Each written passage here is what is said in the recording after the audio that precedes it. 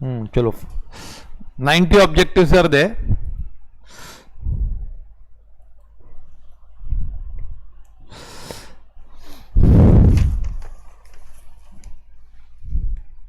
In this table, equilibrium market price is, now market price कभी equilibrium होता है when demand is equal to supply. This is demand and this is supply. दोनों same कहाँ पे है?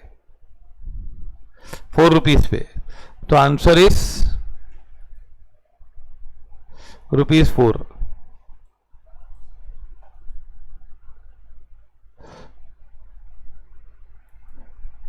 First in the table given which is the equilibrium price.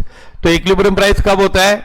जब demand is equal to supply at 4 rupees. देखो demand भी 700 है, supply भी 700 है, तो answer is C 4 rupees. Okay.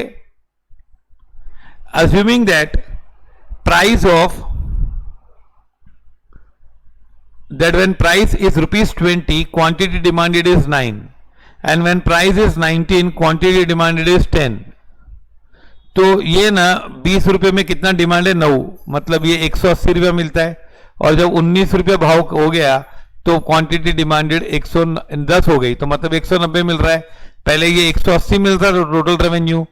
हाँ, based on the information, what is the marginal revenue from increasing the output from 9 units to 10 units. 9 unit से 10 unit बनाया तो कितना फायदा हुआ? पहले आपको मिलता था 20 इंटू 9 180, अब मिलता है 19 into 10 190. So your answer is ₹10.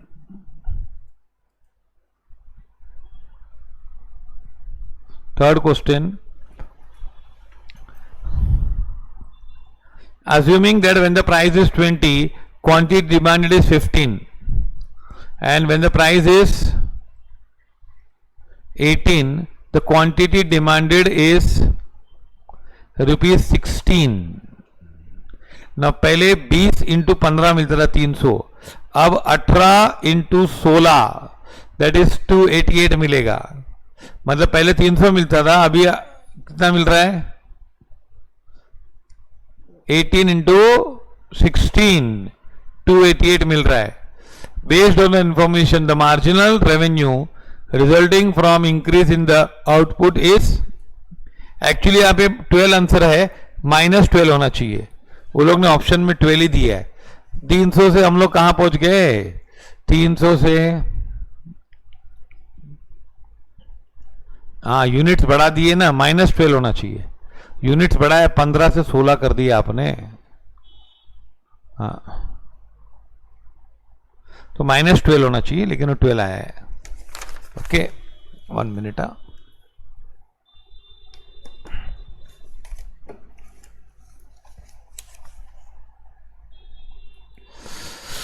Suppose a firm is producing a level of output such that MR is greater than MCA. MR revenue ज्यादा है और MC कम है. What should the firm do to maximize the profits? तो और आगे बढ़ाना चाहिए. अभी तो MR ज्यादा है, और बढ़ाओगे तो MC भी बढ़ेगा, फिर MC is equal to MR हो जाएगा. तो आंसर क्या होगा? The firm should increase the output. Marginal revenue is equal to change in price divided by change in output. No. Change in quantity divided by change in price. No. Change in P into Q. P into Q is total revenue due to 1 unit change in the output. Answer is C. पांचवे का answer C है. आया समझ में?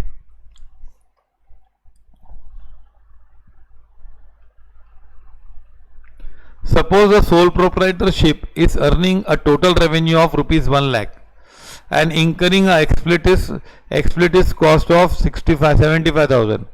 If the owner would work to another company for ₹30,000 in a year, we would conclude that अगर owner काम कर रहा है 30,000 में, ओनर का तो लॉस है ना, 1 लाख रुपया है. Accounting cost is 75,000, accounting profit is 25,000, लेकिन इम्प्लिसिट कॉस्ट 30,000 है, खुद की मेहनत का 30,000. तो इसका मतलब क्या है? The firm is incurring economic losses.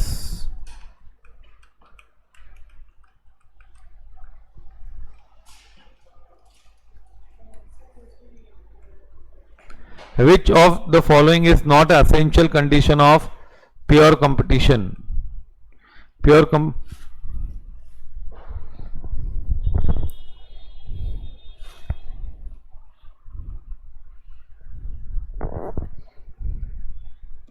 Which is not essential of pure competition?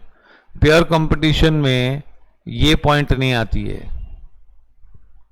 Absence of transportation cost, large number of buyer seller, homogeneous product, freedom of entry and exit, and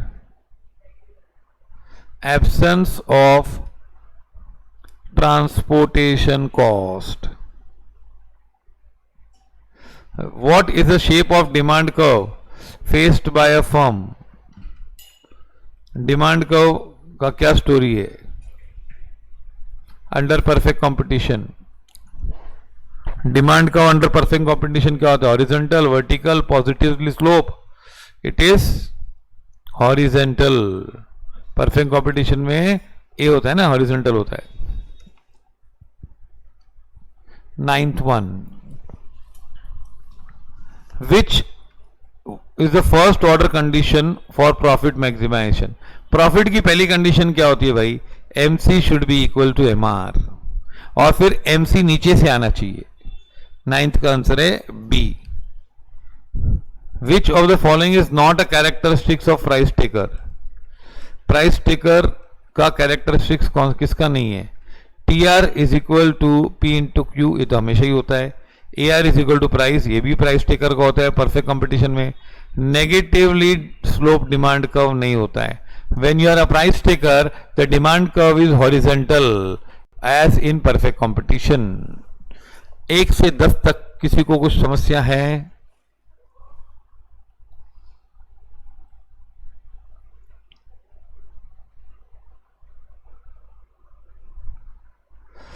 Which of the following statement is false? Economic cost include opportunity cost of the resource. हाँ देखो, ये वाला accounting का, ये देखो ये क्या होता है कि पहले कॉस्ट दो टाइप के होते हैं. एक explicit cost paid to outside, और implicit cost paid an amount for owned factors of production. ये इम्प्लिसिट कॉस्ट होती है. तो अकाउंटिंग प्रॉफिट क्या होता है? Is total sales minus explicit cost. Economic profit क्या होता है?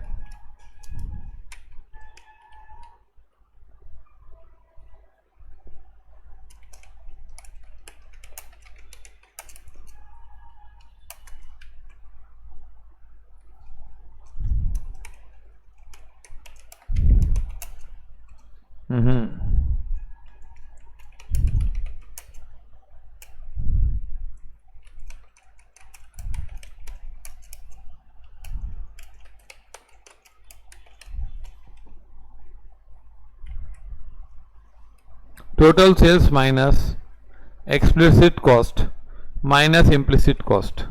तो ये प्रॉब्लम में क्या है? इसमें 25,000 इसकी इम्प्लिसिट कॉस्ट है, 1 लाख उसकी ये सेल्स है 1 लाख, बाहर वाले को 75,000 दिया और खुद का काम दूसरी जगह करता था तो 30,000 मिलता था. तो फिर तूने क्या किया? कमाया कि गवाया? तूने पैसा गवाया ना. खुद का पगार माइनस कर, दूसरी जगह होता तो 5,000 लॉस हुआ ना. तो firm is economic cost consist of implicit and explicit both. Yes correct. दोनों कॉस्ट गिनने का इकोनॉमिक कॉस्ट में. हाँ, any doubts anyone?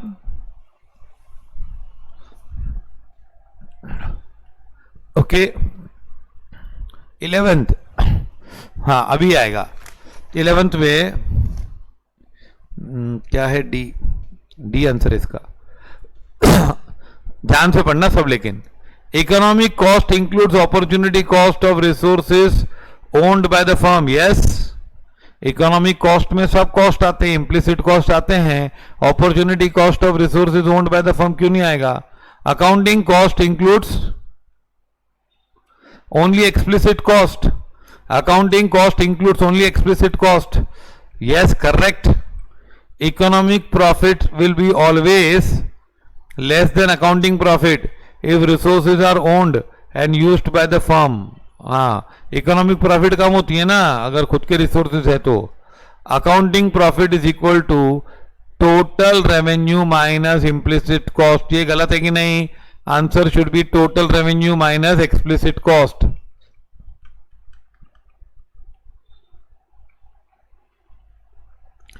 With a given supply curve, a decrease in demand causes. अगर डिमांड डिक्रीज होता है ना तो क्या होता है बताओ? अगर डिमांड डिक्रीज होता है प्राइस कम होती है. सबसे पहले क्या कम होती है? प्राइस, है ना. और overall decrease in price, but quantity भी कम हो जाएगी. And overall increase in price, overall decrease in price and decrease in equilibrium quantity. कौन सा ऑप्शन होगा? Implicit is equal to opportunity cost. मतलब ये मेरी चीज में दूसरी जगह भी यूज कर सकता था कि नहीं? सी.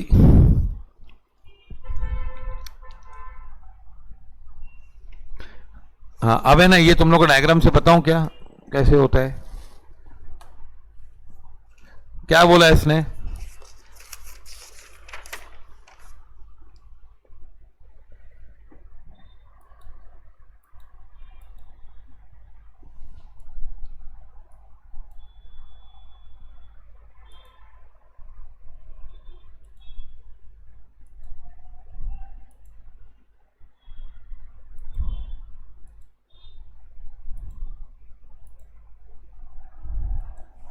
अरे यार, ये तो लगा हुआ ही नहीं है, सॉरी.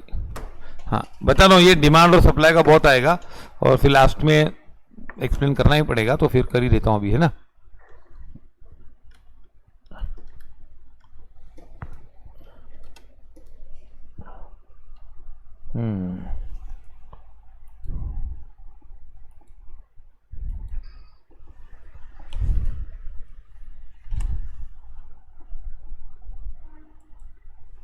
See,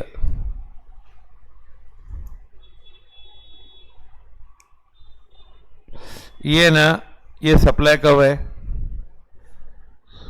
और ये डिमांड कब है. ये प्राइस है ना. हाँ, ये प्राइस समझे ना. अब है ना, डिमांड कम हो गया तो ये ऐसा हो गया डिमांड. तो डिमांड कम हो जाएगा तो इक्विलिब्रियम प्राइस यहाँ हो जाएगी और क्वांटिटी भी कम हो जाएगी. नहीं, प्राइस भी कम हो गई और क्वांटिटी भी कम हो गई कि नहीं? Follow this. हाँ, दोनों कम हो जाएगा.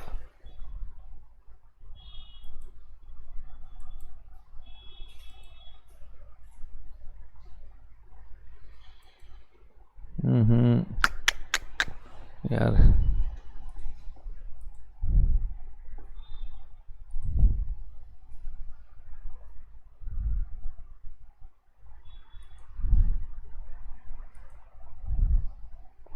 okay.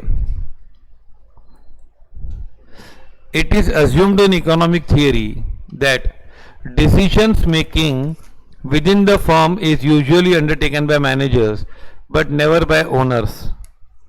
Ultimate goal of the firm is to maximize profit regardless of the firm sizes और टाइप ऑफ बिजनेस. ये तो सही बात है कि नहीं यार? अल्टीमेटली तो प्रॉफिट करना है, भले कोई भी हो. As firm size increases do its goal increase होता है, ऐसा कुछ नहीं है. The basic decision making unit of a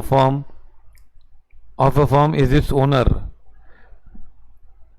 the basic decision making unit, ये हमने कहाँ इकोनॉमिक्स में पढ़ा है? कुछ डिसीजन मेकिंग के बारे में हमने ये पढ़ा है. व्हाट?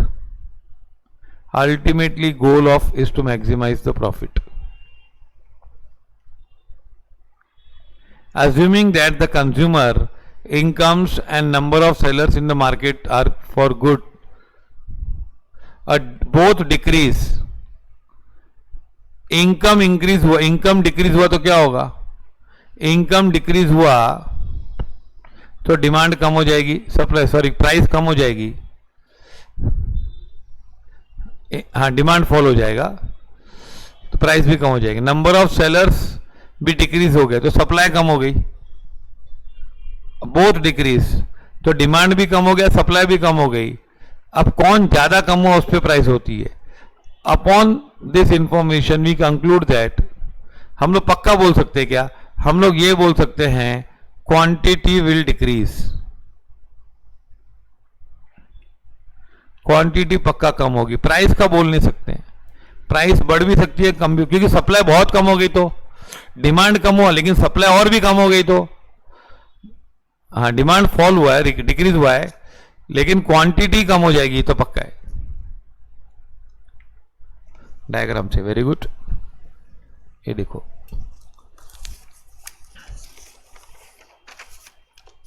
एक मिनट ना,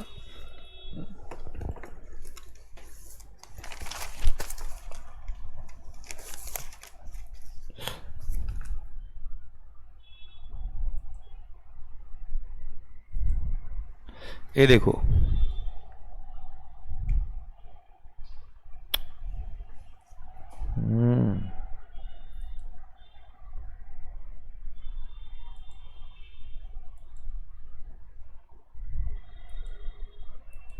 सी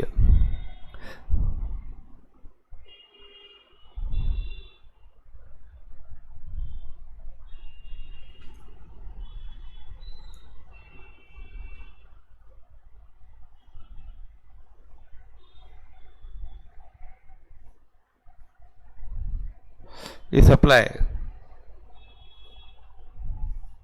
ये डिमांड है। अब है ना ये इक्विलिब्रियम प्राइस है से OM और ये OP। अब है ना सप्लाई कम हो गई मतलब सप्लाई डिक्रीज हो गई, सप्लाई थोड़ी डिक्रीज हुई और डिमांड बहुत डिक्रीज हो गया, तो यहां पे पहुंच जाएंगे लोग। अभी ये SD1 न्यू डिमांड, S1 तो ये हो जाएगा ना इधर, ओके। तो प्राइस क्वांटिटी कम हो गई, प्राइस भी कम हो गई, लेकिन जरूरी नहीं कि प्राइस कम हो, प्राइस बढ़ भी सकती है, बता रहा हूं। जैसे देखो ये डिमांड और ये सप्लाई, अब सप्लाई बहुत कम हो गई और डिमांड थोड़ा सा कम हुआ, तो यहां मिल रहे हैं ना, पहले यहां था देखो,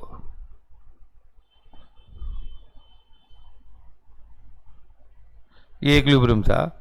अभी इस डिमांड और कम हो गई, डिमांड थोड़ी कम हो गई और सप्लाई बहुत कम हो गई, तो अब यहां मिल रहे हैं लोग, तो क्या हो गया, क्वांटिटी कम हो गई लेकिन प्राइस बढ़ गई है ना, प्राइस बढ़ गई है। प्राइस पहले OP थी, अब OP से ज्यादा हो गई है। देखो ये S1 और ये D1 और D1 S1 यहां मिलते हैं, तो it depends upon who is changing fast.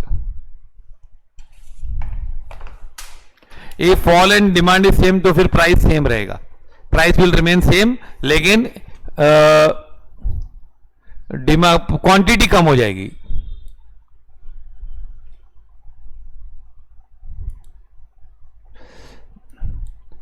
हाँ दोनों का सेम पुल है तो फिर प्राइस सेम रहेगा।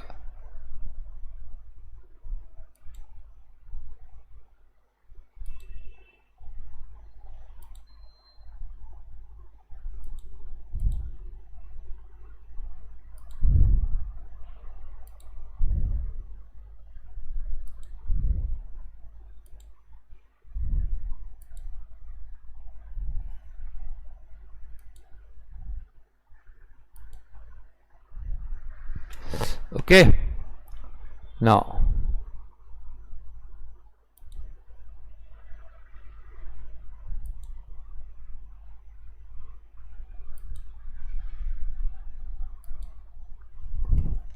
अभी 15th one, if supply increases in greater proportion than demand, supply is increasing, supply fast बढ़ रहा है और डिमांड स्लो बढ़ रहा है, तो क्या होगा, प्राइस कम हो जाएगा।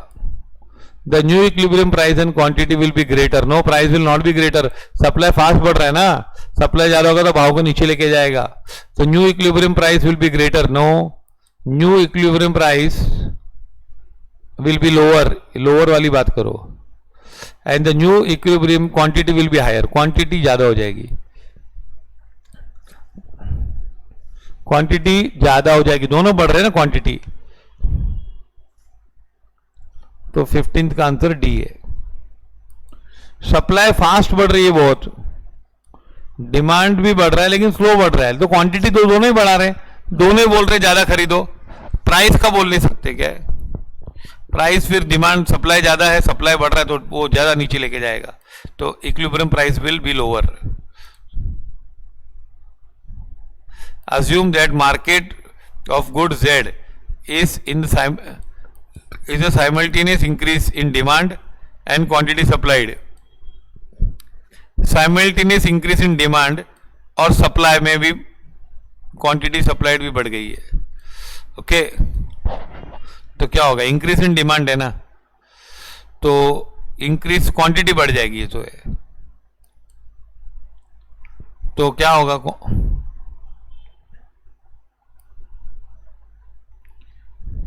Increase in demand and quantity supplied. तो सी क्या है? और ऑप्शन है ना.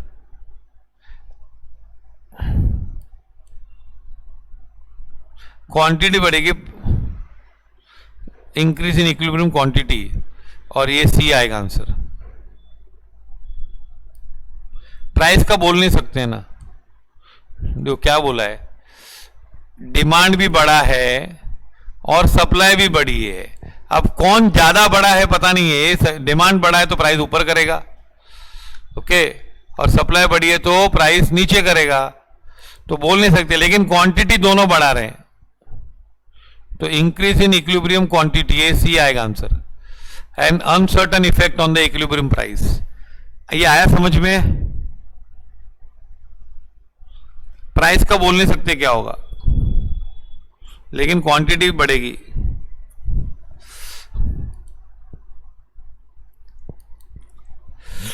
Suppose the technology for products of personal computer improves and all the time say individual discover new uses of.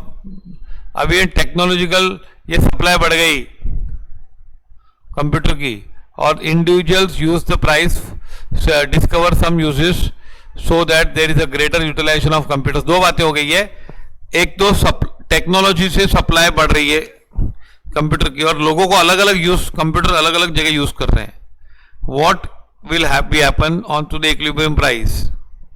Price का बोल नहीं सकते हैं, लेकिन क्वांटिटी बढ़ेगी. सी, 17th का आंसर भी सी है.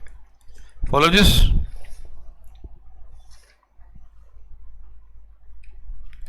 Which of the following is not a condition of perfect competition? Large number of firms, perfect mobility, informative advertising. ये नहीं होता है यार परफेक्ट कंपटीशन में. ये कहां होता है? Which of the following is not a characteristics of perfectly competitive market? Large number of firms, ये तो होता है. Outputs of the firms are perfect substitutes of each other. बरोबर है. Firm faces downward sloping demand curve. ये नहीं होता है. The demand curve is horizontal sloping. Which of the following is not a characteristics of monopolistic competition? Easy entry in the industry. Monopolist में आ सकते हैं. Product differentiation is a characteristics. Large number of sellers. Homogeneous product never happens in monopolistic, because monopolistic competition का मतलब ही perfect competition जैसे ही होता है. खाली क्या होता है कि प्रोडक्ट डिफरेंशिएशन होता है, होमोजीनियस नहीं होते हैं, प्रोडक्ट डिफरेंशिएटेड होते हैं.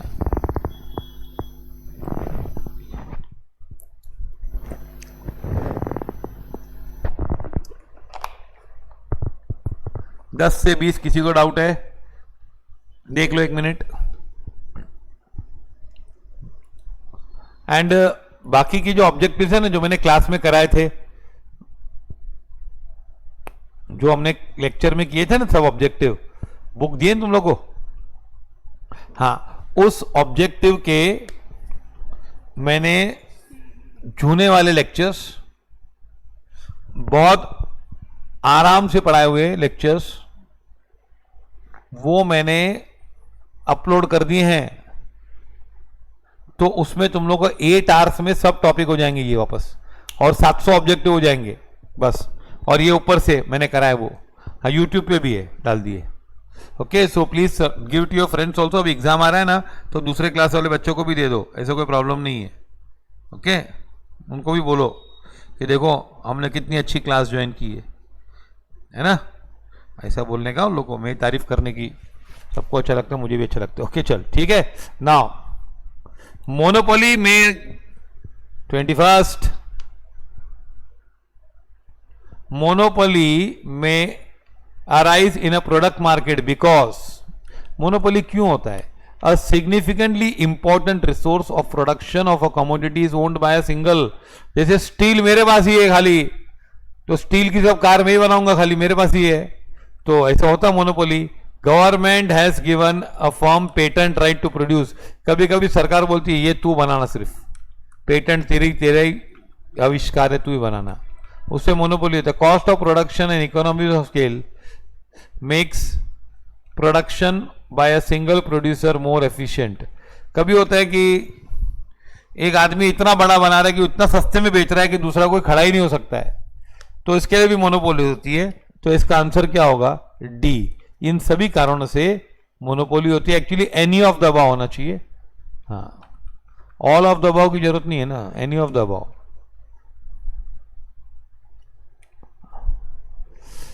Oligopolistic industries are characterized by few dominant firms and substantial barrier of entry. थोड़े फर्म होते हैं ना, और आते नहीं, नए लोग नहीं आ सकते, बरोबर है बात, ये यही करेक्ट है। Very large firms, no no, large number of small firms, no, one dominant firms and low entry barriers, no, dominant firm एक होती है लेकिन बहुत सारी और फर्म होती है, ये सही है। क्या कोई अंदर आ नहीं सकता जल्दी इतना उसमें, ओलिगोपोली में।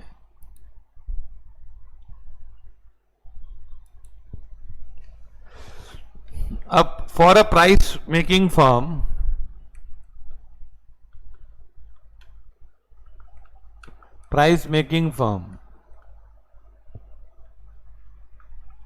marginal revenue is less than price. Marginal revenue is equal to price. क्यों मालूम है? अरे वो भाव में तू जितना चाहिए बेच सकता है।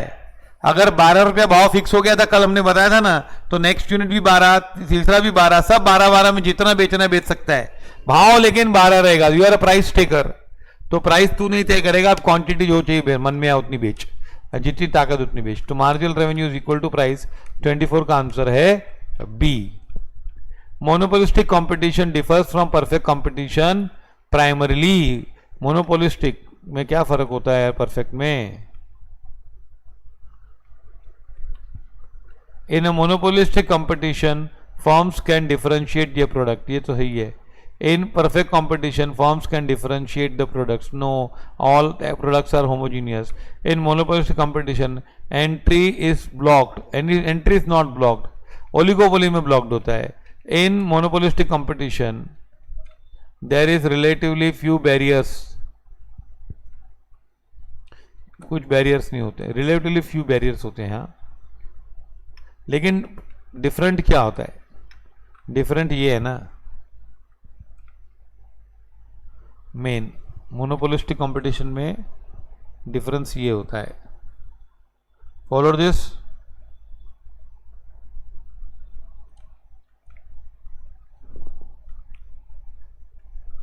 The long run equilibrium outcome, long run equilibrium outcome in monopolistic competition and perfect competition are similar because in both market structures the long run equilibrium outcomes in monopolistic competition and perfect competition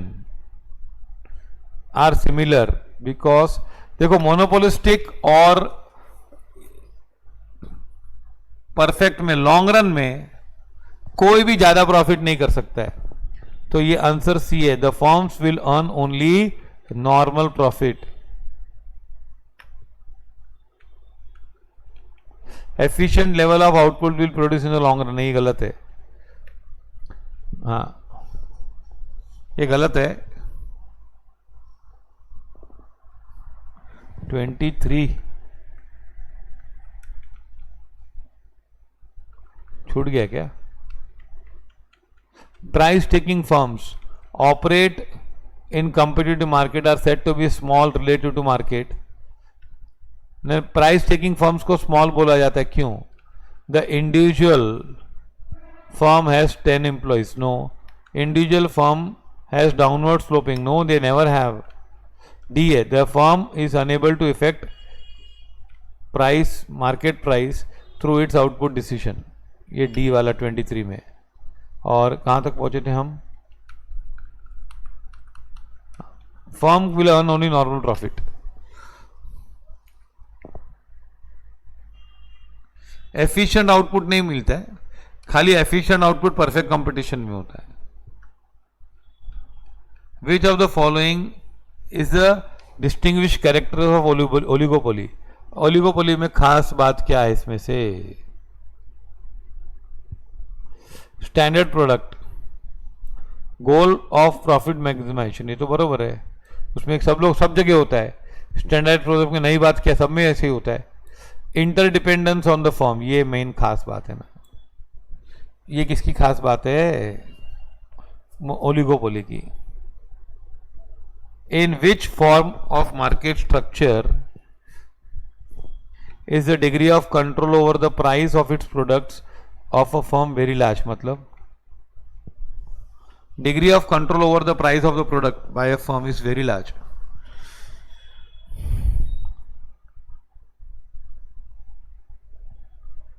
monopoly है ना? Yes और no?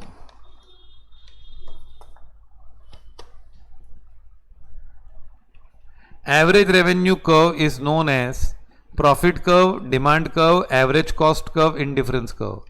बताओ क्या है? B. Under which of the following forms of market structure a firm has no control over the price? किस पे price पे control नहीं होता है? परफेक्ट कंपटीशन ना। आया समझ में 30th तक? किसी को डाउट 20 to 30 के बीच में?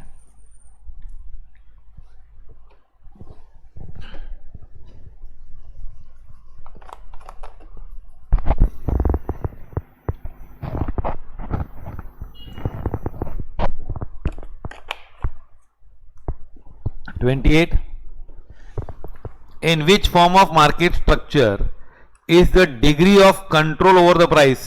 Control over the price very large, बहुत ज्यादा कंट्रोल होता है प्राइस के ऊपर। तो वो तो मोनोपोली में होता है, पर इम्परफेक्ट कंपटीशन में हम नहीं बोल सकते, लेकिन मोनोपोली में सबसे ज्यादा कंट्रोल होता है ना।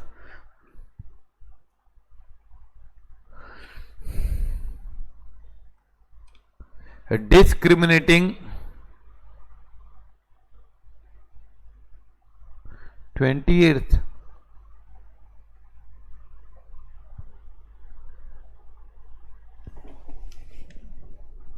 नो 28th में तो क्या है? Degree of control. हाँ, प्राइस मेकर ना, तो प्राइस मेकर किस में होता है? चलो, मोनोपोली में होता है ना।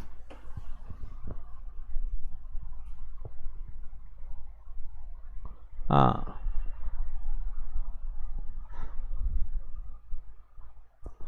ठीक है। Discriminating monopoly implies that monopolist charges different prices of commodity from different groups of consumers, different uses के लिए, different places के लिए, any of the above, yes।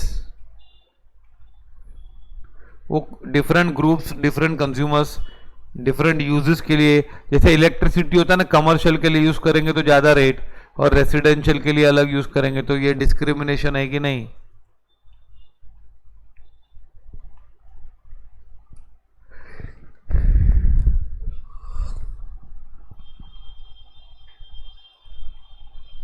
Price discrimination will be profitable only if elasticity of demand in different sub-market is different.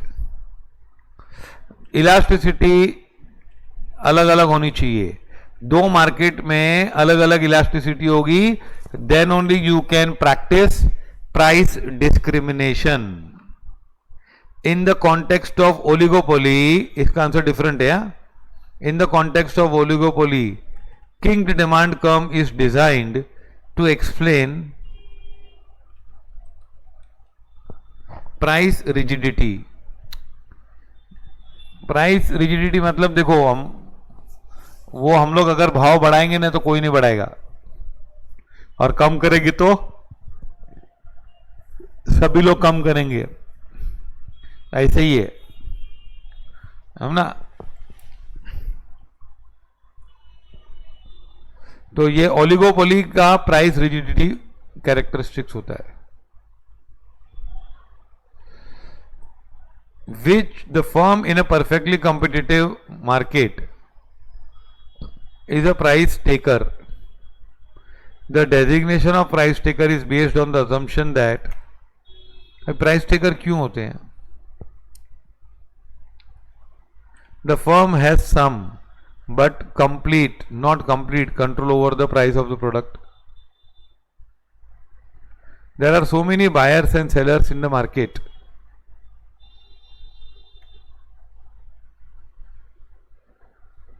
that an individual cannot affect the market price. See here, हाँ ये main है ना price taker का definition. There are so many buyers and sellers that an individual firm cannot affect the market.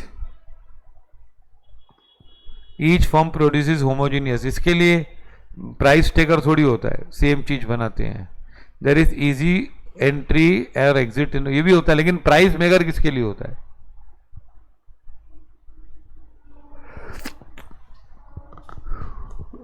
Price taker इसलिए होता है क्योंकि you cannot influence the price, जो है वो मानो.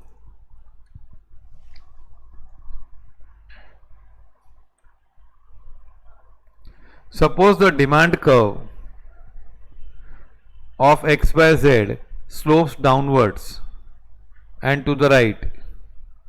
We conclude that firm operates in a perfectly competitive market. No, demand curve slope downward है तो perfect competition में तो नहीं है. The firm sells all it wants at established market price. We cannot see that. The x y z is not a price taker in a market. Price taker नहीं है. Price maximise कर पाएगी कि नहीं वो बोल नहीं सकते हैं, इसमें से नहीं बोल सकते हैं. ओके, तो ये बोल सकते हैं कि it is not a price taker.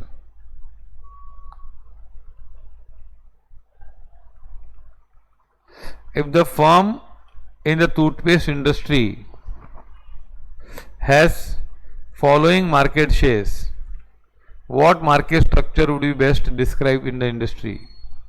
अब है ना, ये क्वेश्चन तो बहुत अलग अलग है. कितने सेलर है देखो, 1 2 3 4 5 6 हैं, और फिर बहुत सारे अदर्स है ना. तो अब ये तो सब्जेक्टिव आंसर है. तो ये लोग ने ओलिगोपोली लिखा है कि 5-6 सेलर है. टूथपेस्ट के नाम दिए, toothpaste, Dentiplast, shine bright, I can't believe it's a toothpaste, brighter than white, pasty stuff, and बाकी बहुत सारे लोग हैं. तो ये लोग बोलते हैं कि मेन लोग ये लोग है, तो ओलिगोपोली है. क्या है वो? हाँ, 37th, king did demand curve in assumes that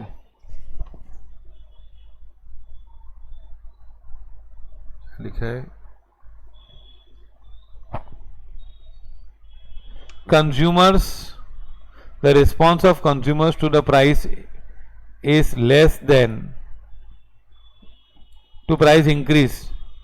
price increase में कंज्यूमर ज्यादा रिस्पॉन्ड करते हैं ना, क्योंकि दूसरे लोग भाव नहीं बढ़ाते हैं, वो एकदम कम हो जाते हैं. इज लेस देन, नहीं, इसमें तो ज्यादा होता है.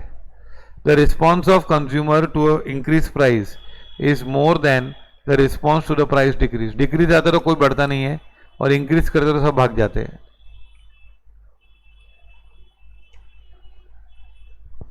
तो 37 का आंसर है बी.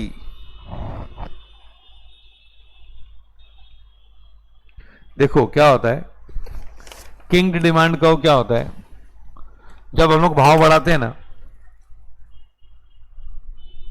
तो दूसरे लोग भाव नहीं बढ़ाते हैं, तो कंज्यूमर्स लोग बहुत कम हो जाते हैं हमारे.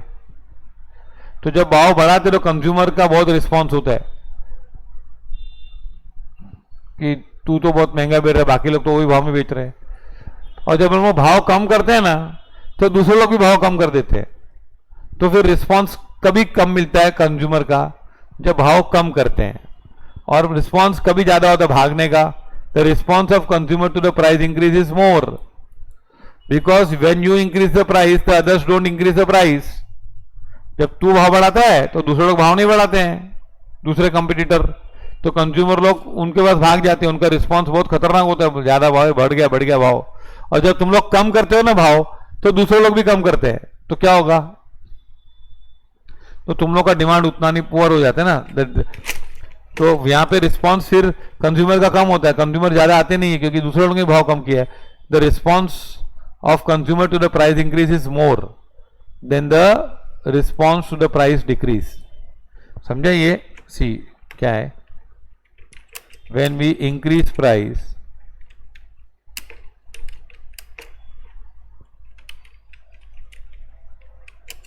competitors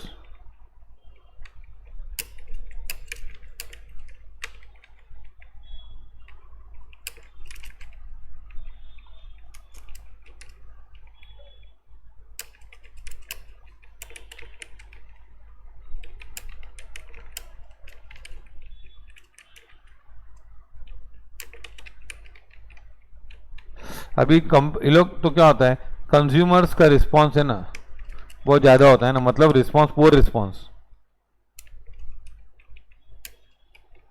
भाग जाते हैं ना. मोर है ना, मोर रिस्पॉन्स. आया समझ में? यहां पे कंज्यूमर्स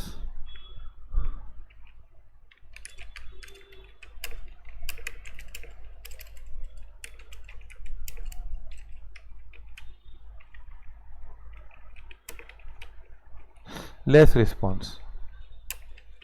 तूने कम किया तो कौन सा ऐसा नहीं किया, सबने कम किया, जा ऐसा सुनाते हैं हमको. 38. A firm encounters shutdown point. Shutdown point कब होता है, जब average revenue is equal to variable cost. Variables cost equal to price, ये उल्टा लिखा है लोग ने, है ना. 38 का B.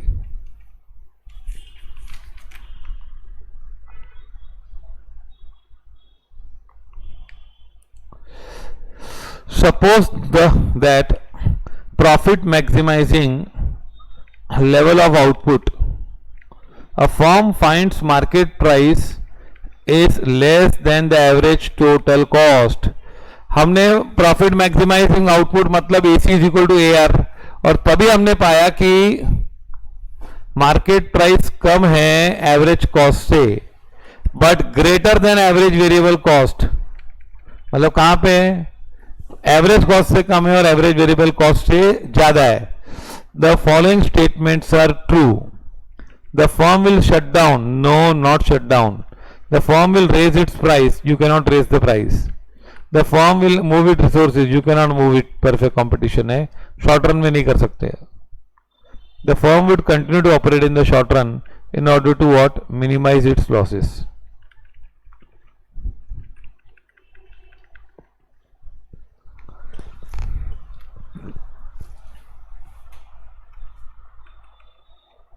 when the price is less than average variable cost at profit maximizing output, a firm should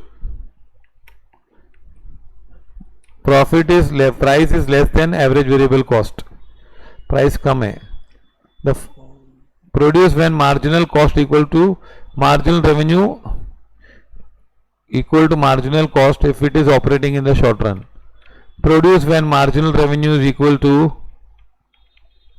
marginal cost if it is, here when the average price कम है, क्या है, variable cost, price is less than average variable cost से भी कम है तो बंद ही करेंगे ना, शट डाउन, क्या चलाएंगे, वेरिएबल कॉस्ट से कम है, shut down since it can not cover variable cost, तो आंसर डी आएगा ना।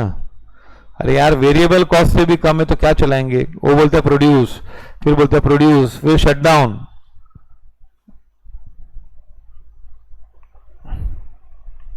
शट डाउन भाई, आप वेरिएबल कॉस्ट भी नहीं कवर कर रहे हो। A purely competitive supplies schedule in the short run is determined by marginal cost curve, मालूम है तुम लोग को, सप्लाई कर्व कहां से निकलता है, यहां से, मालूम है तुम लोग को, समझा, कितने लोग समझिए 41, पहले 40 तक कुछ डाउट है क्या बताओ, 30 to 40 के बीच में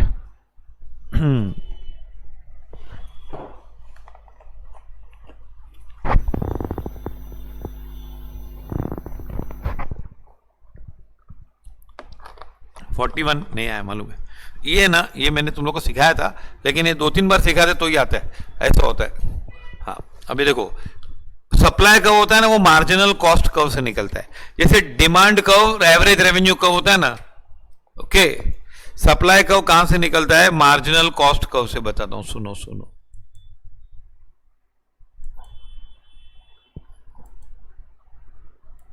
ये देखो बताता हूं,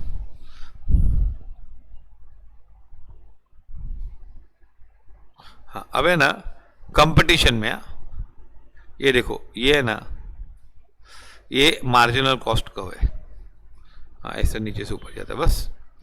अब है ना, ये तुम लोग का A R is equal to M R, तो समझो ये प्राइस है ओपी और डिमांड है ओ एम, है ना, है ना, ओ एम डिमांड है, ओ एम सप्लाई करेंगे हम, और प्राइस है ओपी। सपोज प्राइस ऊपर चले गई तो ये A R is equal to M R 1 हो गया, और यहाँ पे इक्विलिब्रियम हुआ, यहाँ पे पहुँच गए P1, मतलब क्या हुआ, प्राइस ऊपर चली गई और सप्लाई भी ऊपर चली गई, फिर और प्राइस ऊपर चली गई तो क्या होगा, सप्लाई और ऊपर चली जाएगी,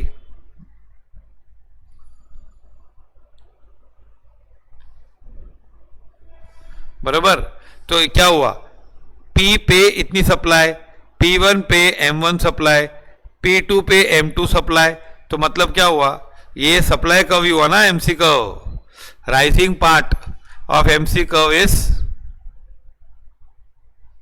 point of intersection is known as equilibrium point, बस point MC is equal to MR होता है ना, तो उसको बोलते हैं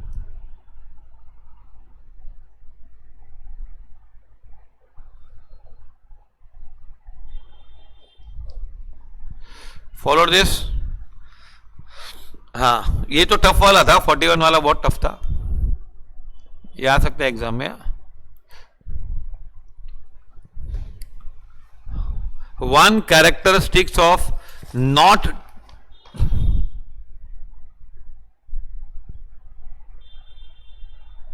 क्या, one characteristics of not typical of oligopolist, oligopolist का कौन सा कैरेक्टरिस्टिक नहीं होता है बताओ, हॉरिजॉन्टल डिमांड कर्व, ये नहीं होता है कभी भी, too much importance to non price competition, non price competition होता है, प्राइस लीडरशिप होता है, एक आदमी डिसाइड करता है, एक मेन होता है leader, small number of firms in the industry, ये भी हो सकता है। तो ये वाला है मेन, ये कभी नहीं होता है। द स्ट्रक्चर ऑफ टूथपेस्ट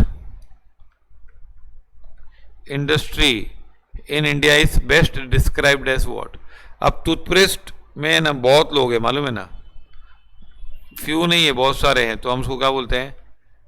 नहीं नहीं, सी मोनोपोलिस्टिक, मोनोपोलिस्टिकली कम्पिटिट, खाली मोनोपोलिस्टिक नहीं बोल सकते हैं, ये मोनोपोलिस्टिक कंपटीशन, सी सी।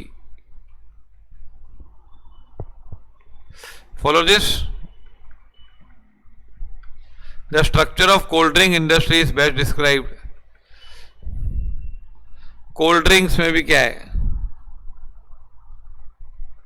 कोल्ड ड्रिंक में ओलिगोपोली है, बहुत ज्यादा सेलर्स नहीं है ना, कितने बताओ ना, 5-6 होंगे, 10 होंगे, और क्या कोल्ड ड्रिंक्स में? छोटे मोटे होंगे, लेकिन मेन तो 90% मार्केट तो 4-5 कोको कोला है, थम्स अप है, पेप्सी है, वो भी एक ही आदमी के, मतलब बहुत सारे प्रोडक्ट उनके ही है।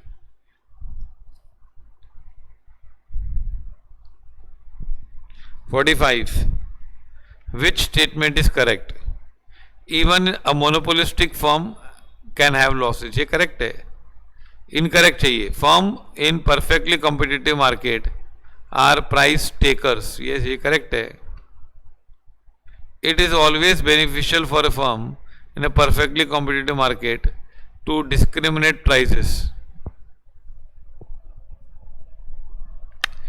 ये हमेशा परफेक्टली कॉम्पिटिटिव में क्या डिस्क्रिमिनेट करेगा? How can you discriminate? Kinked demand curve is related to oligopolistic market, तो ये सी वाला गलत है ना।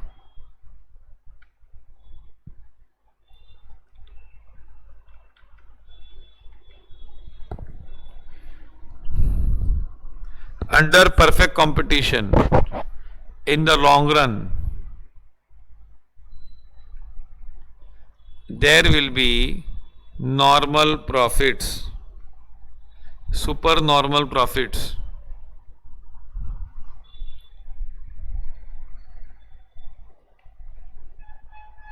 There will be no normal profits, supernormal no है ना, तो there won't be supernormal profits. Production तो होगा, कॉस्ट भी होगी, लेकिन ये नहीं होगा। नो लिखा है ना, there will be no. Where dash we know that the firms are just earning. कब मालूम पड़ता है कि just they are earning normal profits? When AC is equal to AR। अरे MC is equal to MR तो equilibrium होता है, लेकिन प्रॉफिट नहीं कर रहे हो कब पता चलता है?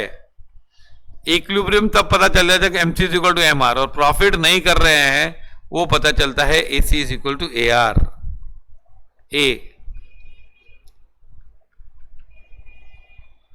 When dash we know that the firms must be producing at minimum point of average cost, so there will be a productive efficiency.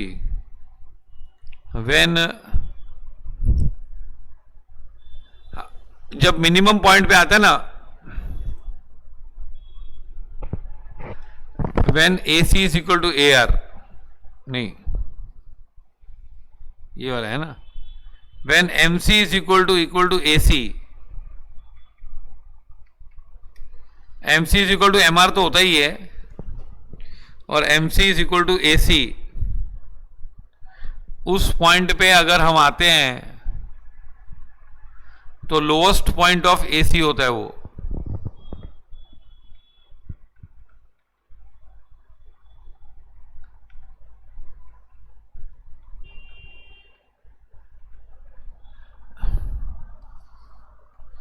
When dash there will be an allocative efficiency, meaning that by that the cost of last unit is exactly equal to the price of the consumers are willing to pay for it. Marginal cost is equal to the price, that is AR. So we find that the right goods are sold to the right people. तो कभी होता है जब MC is equal to AR। when MC is equal to air wall, there will be allocative, meaning that cost of producing last unit is equal to the price. जितना भाव consumer पे कर रहे हैं ना वहां तक हम लोग प्रोड्यूस कर रहे हैं, है ना, लास्ट तक. तो 49th 48th का 49 का आंसर सी है. एग्रीकल्चर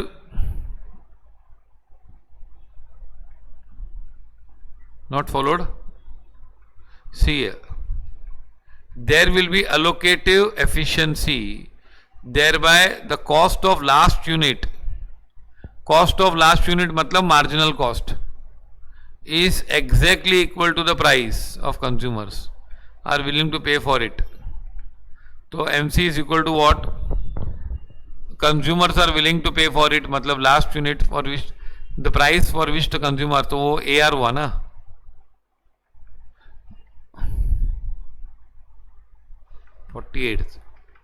देखो क्या होता है, रुको डायग्राम से बताता हूँ.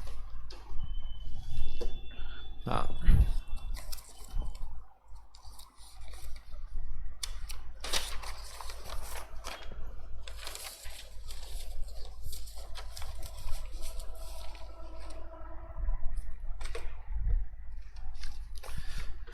सी पहला 48th.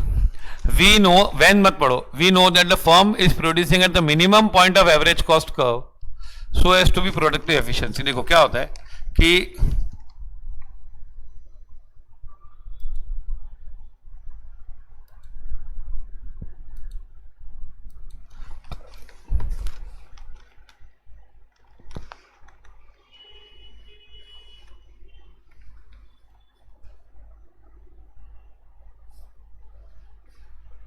ये पॉइंट होती है ना जो, ये ऑप्टिमम प्रोडक्शन होता है. क्या होता है?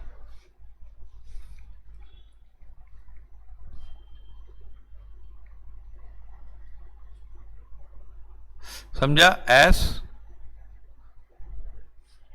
Average cost is least, best production होता है. लेकिन जरूरी नहीं है कि इक्विलिब्रियम यहां पे हो. It is not necessary that equilibrium output is OM. जरूरी है क्या?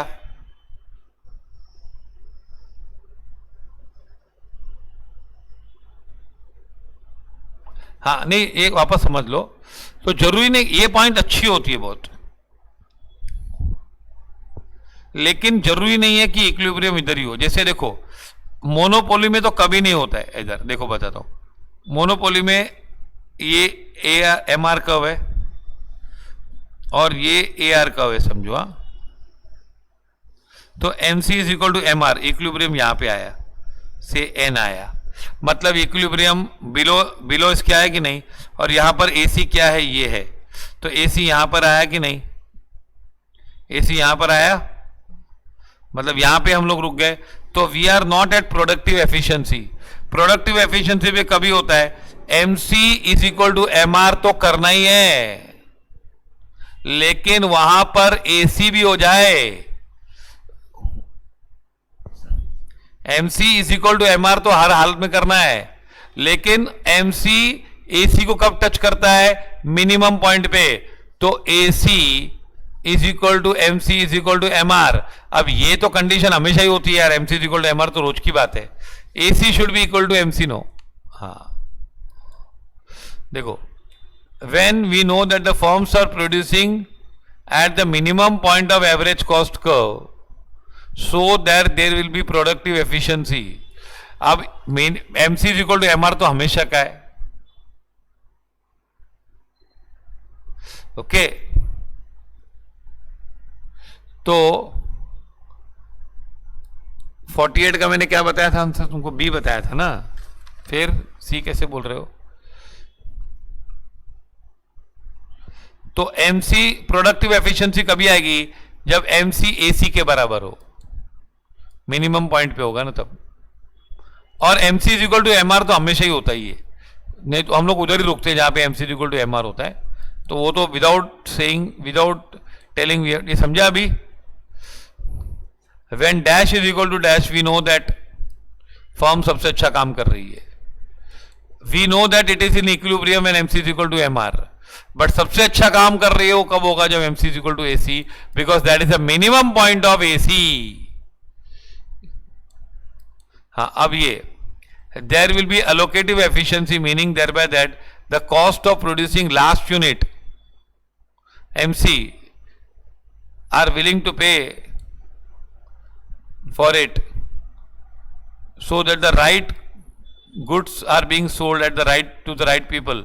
हम लोग जो last cost of marginal cost है ना इज इक्वल टू क्या? अब तुम लोग को ये भी पता है कि MC is equal to MR. एक minute.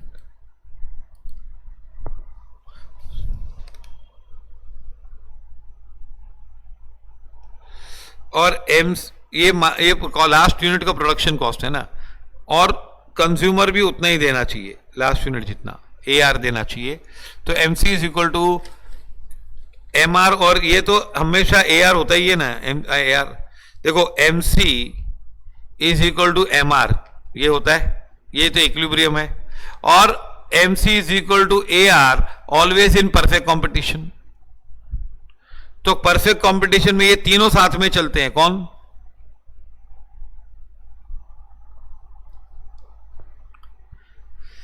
MC is equal to MR तो हमेशा है इक्विलिब्रियम, ये हम लोग वहीं पे रुकते हैं बेस्ट. और परफेक्ट कंपटीशन में ये भी साथ में जुड़ जाता है इनके. मोनोपोली में ये नहीं होता है. मोनोपोली में सिर्फ ये होता है, परफेक्ट कंपटीशन में ये होता है. लेकिन अगर ये इक्वल टू AC हो जाए तो बेस्ट पॉइंट होता है कि नहीं? हाँ, तो अब इसने क्या उल्टा सीधा इंग्लिश में लिखा है. We know that when MC is equal to what? नहीं, MC is equal to AR, ये हमेशा ही होता है. There will be allocative efficiency, meaning thereby that the cost of producing last unit is exactly equal to the prices the consumers are willing to pay for it. मतलब जो last हम लोग वहां तक बनाते हैं जब तक कंज्यूमर दे रहा है पैसा, मतलब वहां तक बनाएंगे, so that right goods are being sold. हाँ, तो ये MC is equal to AR. 49 का C आंसर है. Okay. Agriculture goods depreciate characteristics close to. क्या एग्रीकल्चर गुड्स होमोजीनियस होते हैं ना? तो no, you can write perfect competition.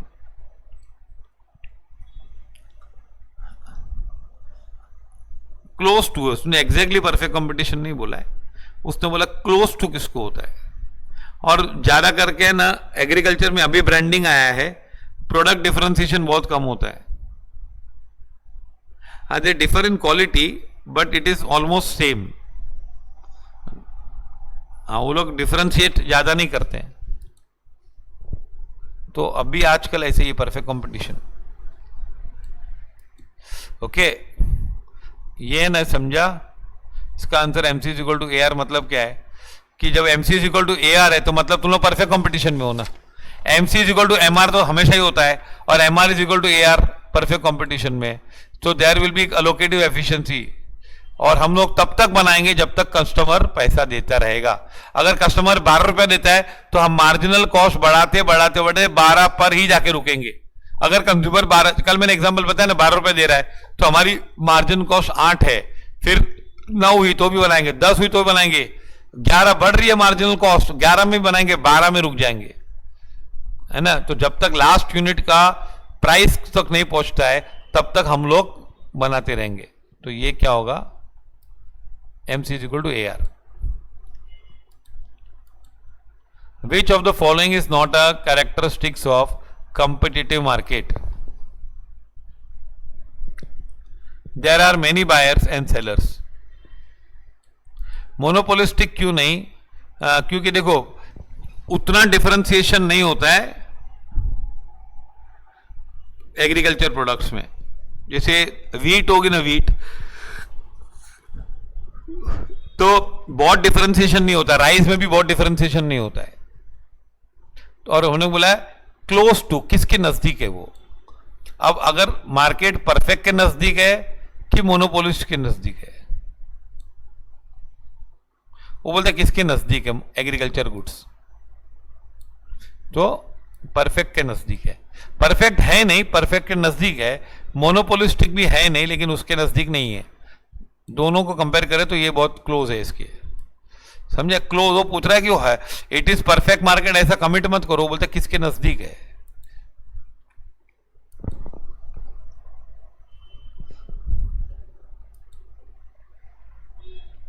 Which of the 51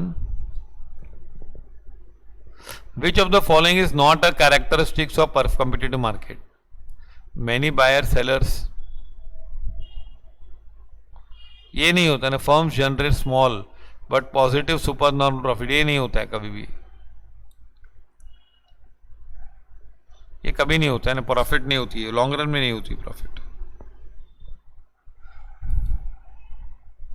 C answer है इसका 51 का। विच of the following markets would be closely satisfy the requirement of perfect, हाँ कौन सी मार्केट परफेक्ट के नजदीक है बताओ? इट इज मिल्क, है ना। मिल्क में डिफरेंशिएशन ज्यादा नहीं होता है। Large buyers, large sellers, large है ना, बहुत सारा supply. Which of the following statements is inaccurate regarding perfectly competitive? Demand curve is downward sloping, ये नहीं होता है, रॉन्ग है। Demand curve is always above the marginal revenue, no, साथ में चलते हैं यार। Average revenue need not be equal to price, average revenue price ही होती है। Price is given and determined by the equilibrium.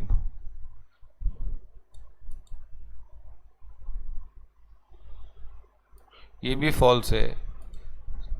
Average revenue is not equal to price, no. देखो ये बोल रहा है कि कौन सी मार्केट है ना परफेक्ट, परफेक्ट मार्केट, ये चारों में से कौन क्लोज है परफेक्ट के?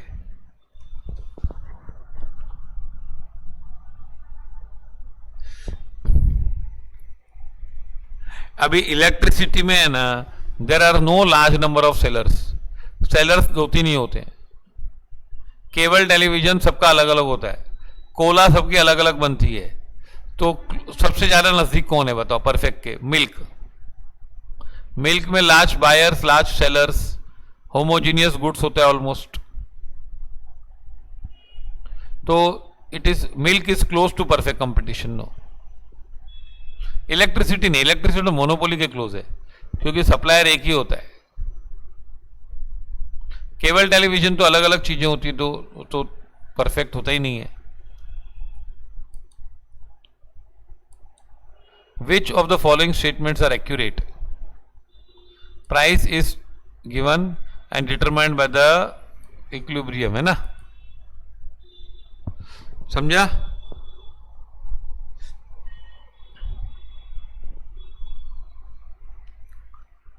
The market for hand tool,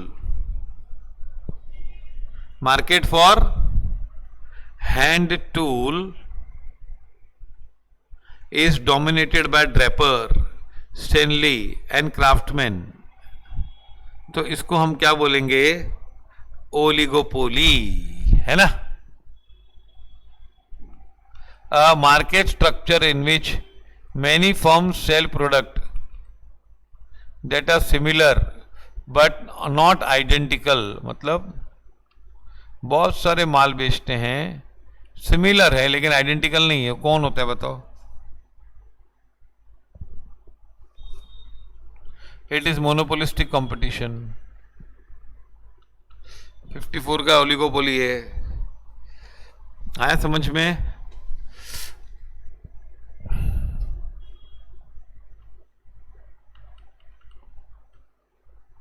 When oligopolist individually chooses to level its production to maximize its profit, it will charge a price that is, अब है ना ओलिगोपोली इस, उसमें डिमांड कर्व स्लोप होता है ओलिगोपोली में। Monopolist chooses to level up production to maximise the profit, it charges the price more than the price charge by either monopoly. Monopoly से ज्यादा नहीं होता है क्योंकि ओलिगोपोली में कंपटीशन होता है, मोनोपोली में तो कुछ नहीं होता है, less than the price charge by either monopoly. नहीं, कंपिटिटिव से लेस कहाँ होता है यार, कंपिटिटिव से लेस नहीं, ये देखो, less than the price charge bye monopoly and more than the price charge bye competitive market. Oligopoly में थोड़ा कंपटीशन होता है ना, तो परफेक्ट कंपटीशन से भाव थोड़ा ज्यादा होता है, लेकिन उतनी मोनोपोली भी नहीं होती है, तो मोनोपोली से कम होता है। तो answer is D.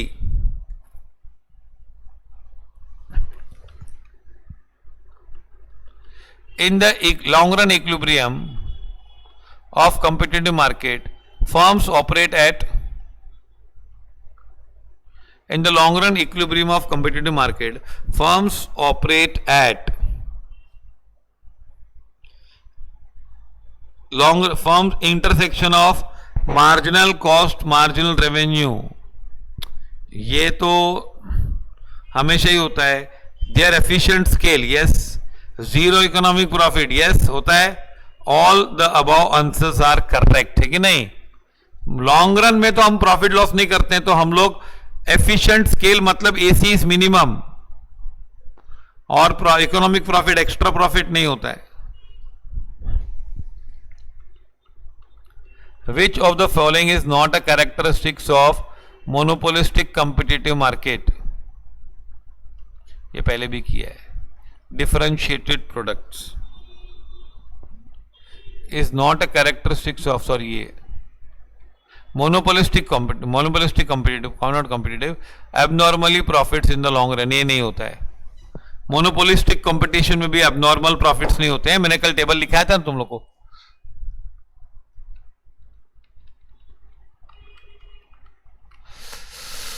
in a very short period supply is fixed, yes, आगे जाने की जरूरत ही नहीं है। Demand is fix, no. Demand and supply are fix, no. None of the above, no. Time element was conceived by Alfred Marshall. Short run, long run, ये सब किसने बताया था? Alfred Marshall. Total revenue is equal to price into quantity. Total revenue क्या होता है? 61। Average revenue is revenue earned per unit of input, per unit of output, different units of input. Average revenue is per revenue earned per unit of output, B.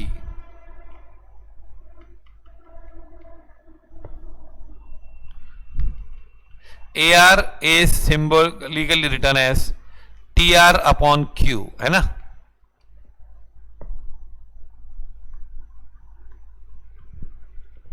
AR is also known as price. Follow this. Marginal revenue is defined as change in total revenue from purchasing additional unit, sales of additional unit of a commodity.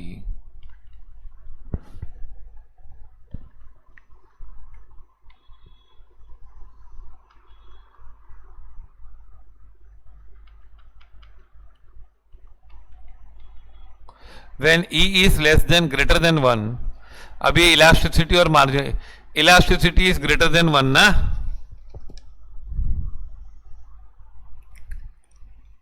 तो ये एक से ज्यादा होगा ना, तो MR is positive.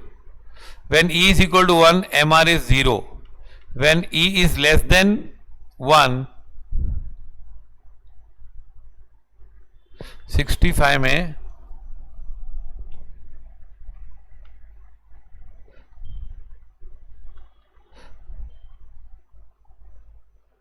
Subsequent sale of subsequent units, वो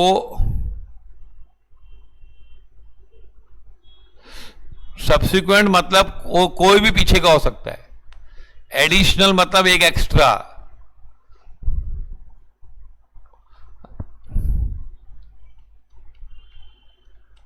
okay,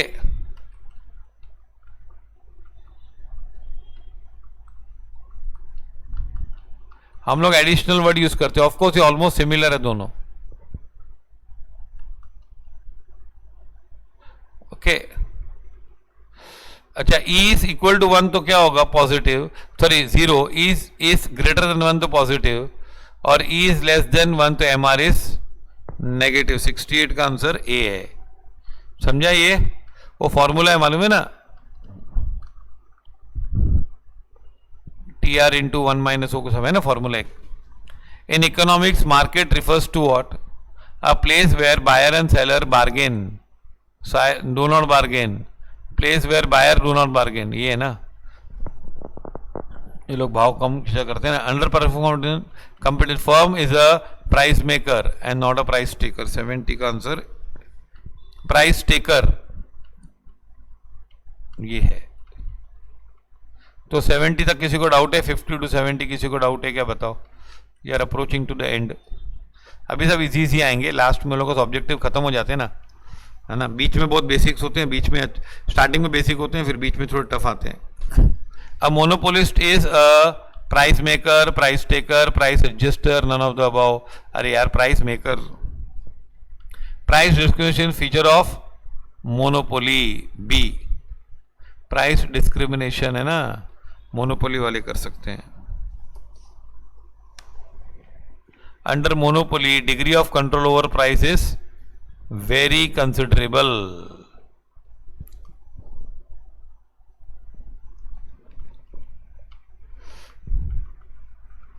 generally perishable goods like butter, egg, vegetable milk etc. have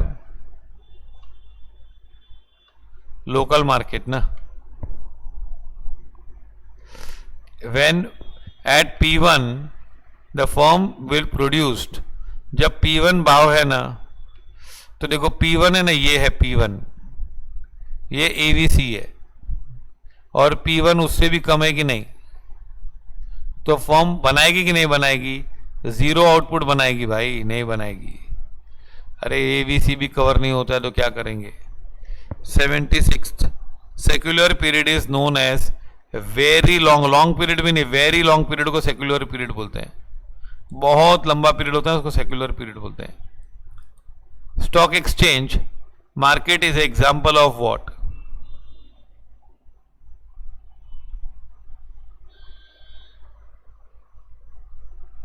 कौन सा? नहीं, 50 साल भी हो सकता है सेक्युलर पीरियड, बहुत लंबा बोल नहीं सकते, लेकिन बहुत लंबा पीरियड होता है, वेरी लॉन्ग पीरियड, बस इतना बोलते हैं हम लोग। Stock exchange market is example of what? Regulated market है ना, कंट्रोल है ना सेबी का। Condition for pure competition is large number of buyer seller, freedom of entries, homogeneous product, both A and B. नहीं, ऐसा नहीं, कुछ भी हो सकता है period. Long run period, number of buyers and sellers, homogeneous product, perfect knowledge about the product.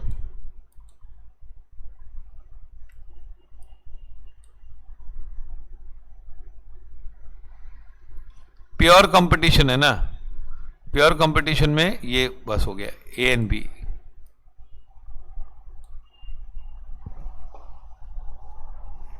से ना। Pure oligopoly is based on, pure oligopoly क्या होती है? सेम प्रोडक्ट बेस्ड है। 78 प्योर कंपटीशन में पहली 4 कंडीशन खाली देखने की नहीं, पहली 4 कंडीशन होती है प्योर में, बायर्स ज्यादा, सेलर्स ज्यादा, homogeneous product and freedom of entry and exit. ये 4 कंडीशन में प्योर कंपटीशन बनता है। फिर उससे क्या होता है कि nobody has control over the price. फिर और 4 कंडीशन होती है, perfect knowledge, no transportation cost, है ना, नो गवर्नमेंट इंटरवेंशन। ये सब चीजों से क्या होता है? परफेक्ट मार्केट बनती है, उसमें प्राइस इक्वलिटी होती है। लेकिन उसने प्योर पूछा है, परफेक्ट नहीं पूछा है। फिर प्योर ओलिगोपोली में होमोजीनियस प्रोडक्ट होते हैं। Any doubts? 70 to 80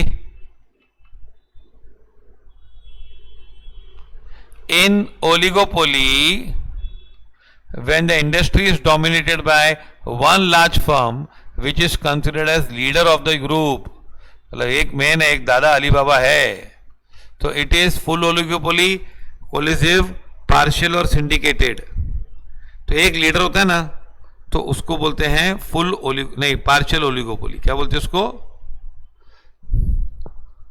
हाँ, एक लीडर होता है ना, तो उसको पार्शियल ओलिगोपोली, क्योंकि मोनोपोली की तरफ जा रहा है वो। When the products are sold through centralized body, सब लोग मिलके एक को, तो it is called syndicated oligopoly. Syndicated oligopoly क्या होता है कि सब लोग एक टाइप का प्रोडक्ट बनाते हैं, 3-4 लोग हैं, लेकिन उन लोग एक जगह माल लाके रखते हैं, फिर सब लोग साथ में बेचते हैं। When products are sold through centralized body, मतलब सब लोग माल उसको सप्लाई करके दे देंगे। सिंडिकेटेड मतलब साथ में आके काम करना, कार्टेल। यस,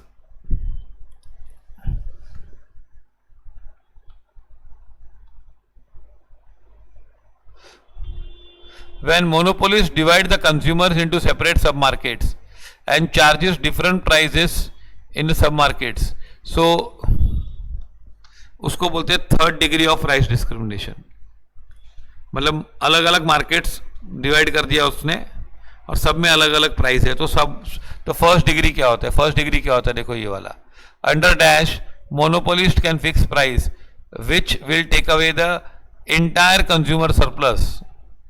पूरा कंज्यूमर सरप्लस मतलब देख बताता हूं, अगर हम लोग ये क्या होता है, ऐसा एक्चुअल में होता नहीं है, पर 84 देखो क्या होता है कि अगर हम लोग 5 रुपया भाव रखते तो 1 यूनिट बिकता है, 4 रुपया रखते तो 2 यूनिट बिकता है, 3 रुपया रखते तो 3 यूनिट बिकता है। तो हम लोग क्या करेंगे, पहले कंज्यूमर को 5 रुपए बेचेंगे, दूसरे कंज्यूमर को 4 में बेचेंगे और तीसरे को 3 में बेचेंगे। तो हम लोग सबको अलग अलग भाव, हर एक कंज्यूमर को अलग अलग भाव करेंगे ना, वो पॉसिबल नहीं होता है, तो उसको बोलते हैं फर्स्ट डिग्री मोनोपोली। हाँ, और मॉड्यूल पढ़ना तुम लोग। हाँ, PD is price discrimination is related to time, size of purchase, income, any of the above. ये एनी ऑफ द अबाव होगा ना, किसी की वजह से भी पीडी कर सकते, टाइम की वजह से, शाम को कम, शाम को ज्यादा भाव, सुबह को कम, size of the purchase, wholesale retail का भाव अलग, इनकम, अमीर लोग को महंगा, गरीब लोग को सस्ता। The firm and the industry are one and the same in, firm और इंडस्ट्री किसमें एक होते हैं? मोनोपोली में।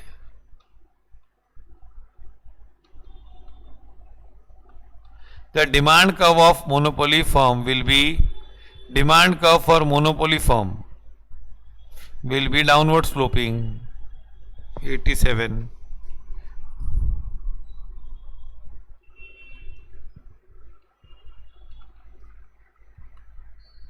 If average cost is higher than average revenue, cost higher है, the firm is incurring loss. Average cost ज़्यादा है ना, लॉस हो रहा है ना। हाँ, सेकंड डिग्री पढ़ो, एग्जाम में थोड़ा पढ़ो, आएगा। मॉड्यूल खोलो थोड़ा, हाँ थोड़ा, मैंने इसलिए तभी बोला मॉड्यूल खोलो। Price rigidity is a important feature of monopoly. No, selling cost are possible under perfect competition. No, under perfect competition factors of production do not move freely. Wrong, industry consist of many firms. ये सही बात है।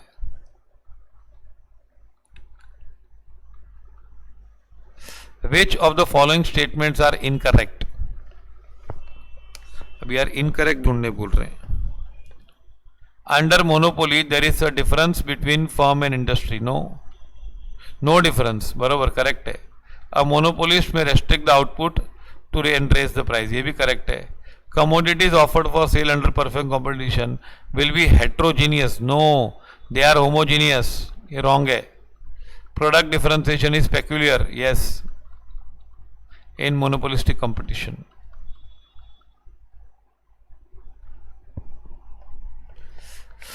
For market, essential condition is geographical place, control by government, close contact between buyers and sellers? कौन सा है बताओ? Market के लिए क्या होना चाहिए? There should be a close contact between buyers and sellers. Assuming that when price is 10, quantity demanded is 5 units, and when price is 12, quantity demanded is 4. Based on the information, marginal revenue resulting from increase in output. अरे जब 10 भाव था ना तो 5 unit था ना, 50 रुपया मिलेगा, और 12 था तब 4 मिलता था ना, तो 12 पे 4 यूनिट बिकते थे तो 48 रुपया मिलता था, अब 50 मिलता है तो 2 रुपया मार्जिनल रेवेन्यू हो गई ना, 4 से 5 गए तो 93. Average revenue is equal to price into Q due to one change. No, तो marginal nothing but price of 1 unit of output. Change in quantity divided by नहीं, ग्राफिकली नोट सप्लाई कव नहीं, it is nothing but price of 1 unit of output, average revenue. Examples of commodities said to have international market. Perishable, high value small bulky commodities, इनका international market होता है, diamonds का जैसे. Stock exchange is example of regulated market. आगे conditions of equilibrium are MR is equal to MC. MR should be cut MR from below. MR is equal to AR and MC should cut MR from below. ये perfect competition में होते हैं. MR is equal to AR, MR is equal to MC and MC should have positive slope. MC को positive slope होना चाहिए. बराबर है, सबके सब करेक्ट है. ये करेक्ट नहीं है.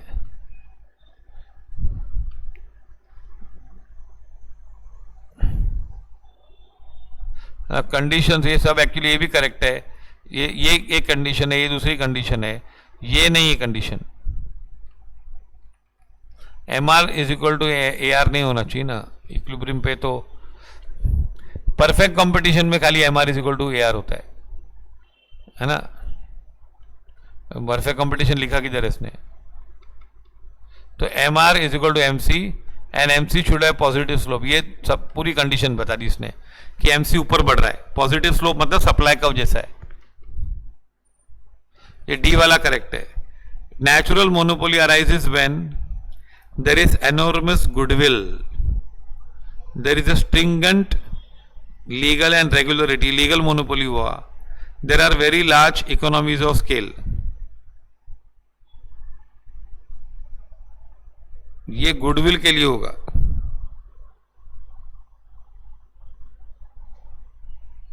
There are business combinations and ये आंसर दिया है लोग ने. नेचुरल मोनोपोली मतलब हमारा बहुत सारा एडवांटेज, हम लोग इतना लार्ज स्केल बनाते हैं कि कोई इतना सस्ता बनाते ही नहीं है, तो वो नेचुरल मोनोपोली है. PD cannot persist under the following market. Perfect में भी नहीं, परफेक्ट कंपटीशन में नहीं हो सकता है, कुछ भी हो जाए. Swiss model explain the concept of price rigidity in the following market. क्या है? It is oligopoly market. Combination of monopoly वो उस इकोनॉमिक्स का नाम है. मॉड्यूल में नहीं दिया तो भी डाल दिया इधर. Combination of monopoly market and monopsony. Monopsony तुम लोग को डिस्कस ही नहीं किया है. मोनोप्सोनी मतलब सिंगल सेलर, सिंगल बायर, इसको बोलते हैं बायलेटरल मोनोपोली. मतलब one buyer and only one seller, तो इसको बोलते हैं क्या?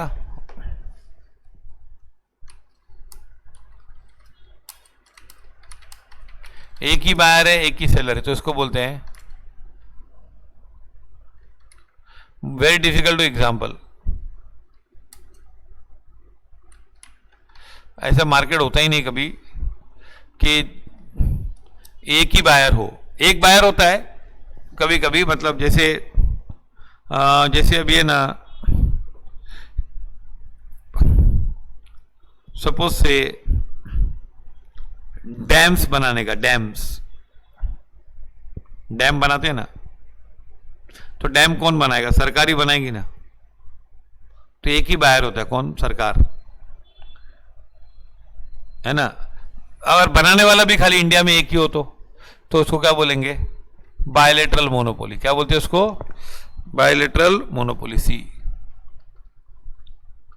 Price varies by attributes such as location by customer segment is dash degree of price discrimination. First degree हमने क्या बोला?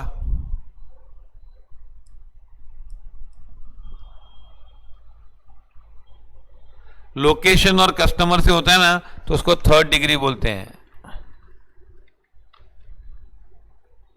हाँ, फर्स्ट डिग्री पूरी सरप्लस लूट लेने की। सेकंड डिग्री तुम लोग पढ़ो, इसका आंसर है थर्ड डिग्री। लोकेशन से, ज्योग्राफिक से, या कस्टमर सेगमेंट कि इन लोगों को मैं इतने बेचूंगा, इसको इतने बेचूंगा, उसको थर्ड डिग्री बोलते हैं। ओके, ये एरिया वालों को इतना बेचूंगा, ऐसे लोगों को ए भाव बेचूंगा, उसको थर्ड डिग्री बोलते हैं। Follow this.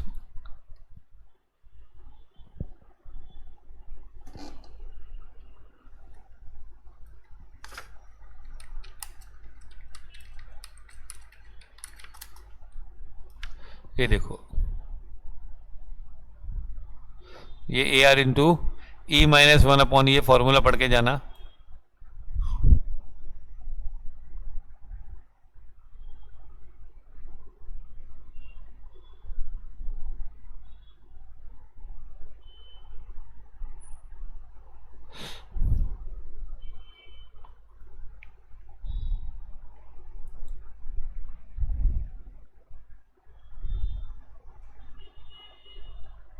Positive and normative. Positive में हम लोग को ऐसा बताते हैं कि तुम लोग को जैसे है, you describe the things as they are. मतलब हम लोग बोलते हैं कि प्राइस बढ़ेगी तो डिमांड कम होगा,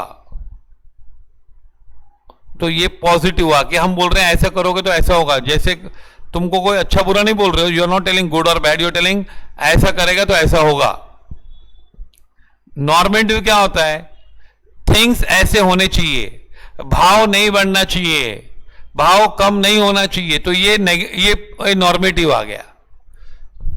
तो इकोनॉमिक्स पॉजिटिव है कि नॉर्मेटिव, सवाल आता है। तो इकोनॉमिक्स बोलते हैं कि पॉजिटिव है, कि भाई वो बता रहा है it describes the things, it does not prescribe the things. जैसे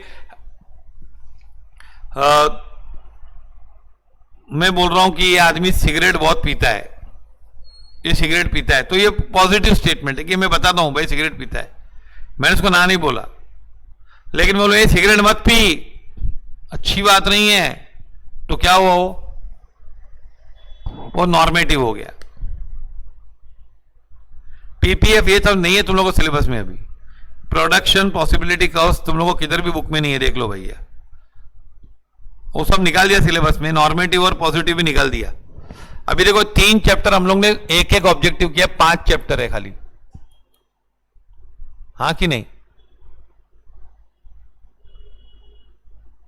अभी खाली इंट्रोडक्शन बचा है और क्या है? बिजनेस साइकिल्स, ट्रेड साइकिल्स, वो है। एक में 35 ऑब्जेक्टिव है और एक में 21 ऑब्जेक्टिव है। हाँ, तो तुम लोगों को कभी मौका मिला तो करा दूंगा, बाकी तो पूरा मैंने खत्म कर दिया है।